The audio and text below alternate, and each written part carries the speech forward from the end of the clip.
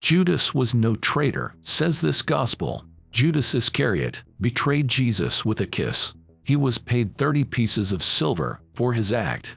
Then he killed himself in shame. This familiar story comes from the New Testament, but the biblical canon could have been different. Some early Christians believed Judas was not a traitor. Everything he did had been preordained. In fact, he was a selfless hero who helped Jesus realize his plan. This unorthodox reading is preserved in the Gospel of Judas.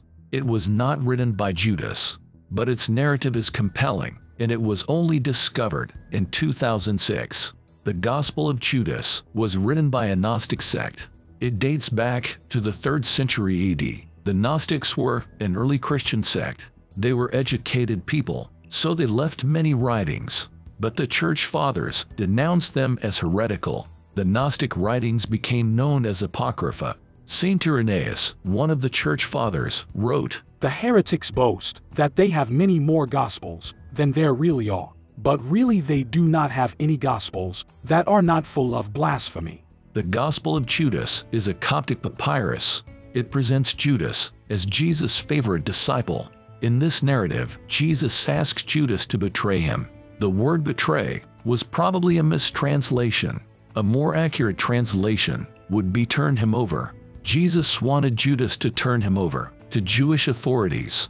This was part of God's plan. By being crucified, Jesus could leave his earthly body. His ascension and resurrection demonstrated the truth of his teachings. According to this gospel, Jesus told Judas, "You will exceed all of them, for you will sacrifice the man that clothes me."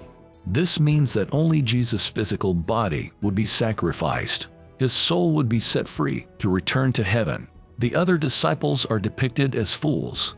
Jesus mocks them for celebrating the Eucharist. He ridicules their belief in their own piety. "Do you know me? How?"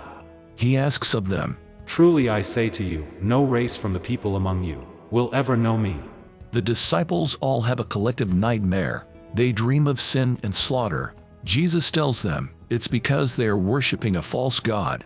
He tells them that the God they worship is actually a fallen angel. He is leading them astray, and they are blind to his wiles. But not Judas. Judas is depicted as a courageous man. He understands that he will be forever condemned for his act. By turning Jesus over, he makes the ultimate sacrifice. In the New Testament, Judas kills himself out of remorse. In another version, his guts fall out for no apparent reason.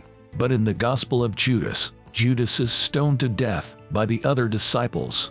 That would make him the first Christian martyr. The Gospel of Judas is somewhat controversial, but let's not forget that it's just a historical document. There are many other Gnostic Gospels. All of them present accounts that differ from the New Testament. At the time they were written, there were many Christian sects.